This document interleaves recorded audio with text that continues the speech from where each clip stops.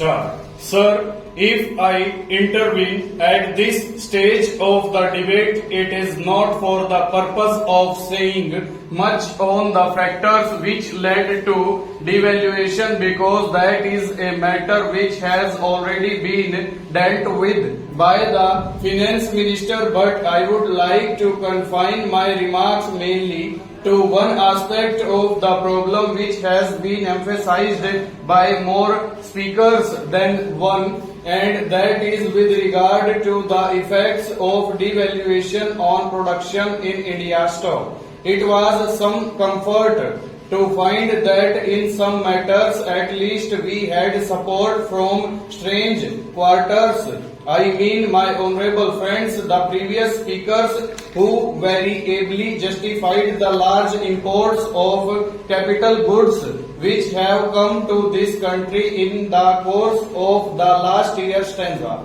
So far as the effect of devaluation on production is concerned, let us remember that it is not devaluation alone but two other important factors that have come to play during the last few months.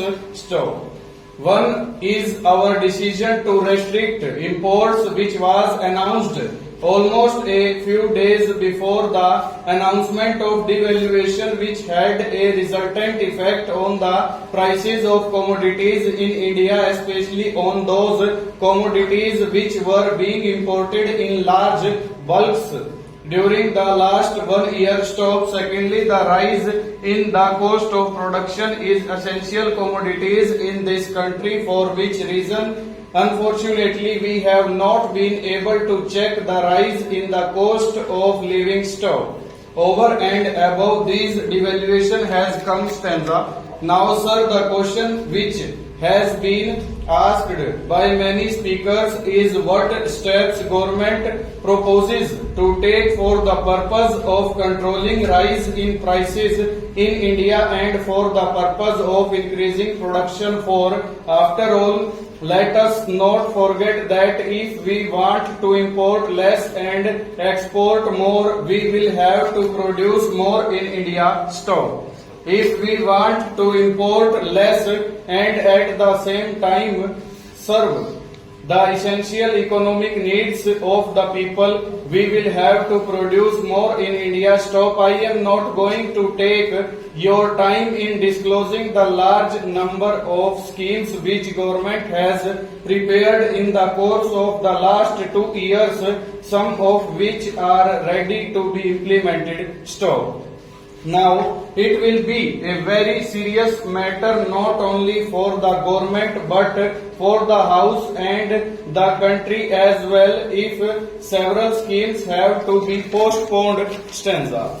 One of my honorable friends said in the course of the debate today that many of these schemes are developed in a haphazard manner. Stop. I join issue there. Stop. We have heard a lot about the need for greater coordination. Stop. I am aware that there is room for greater coordination not only amongst the different ministries but also between the center and the states, and if I may say so, between the government and the members of this house, and if I may add a little further, between the government and the people of this country. Stop.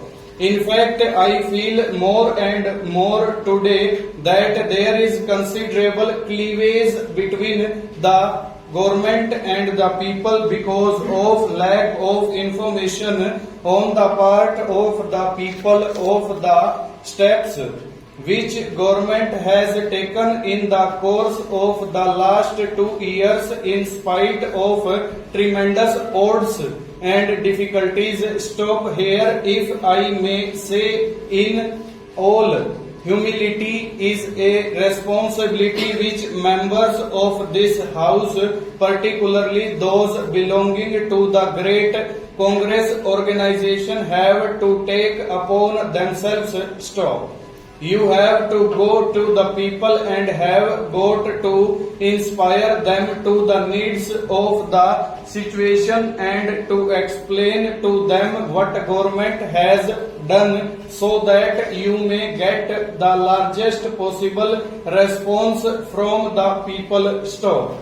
That gap has come into existence. Stop. Let us not throw buckets at each other and say that government should do it and you should not stop.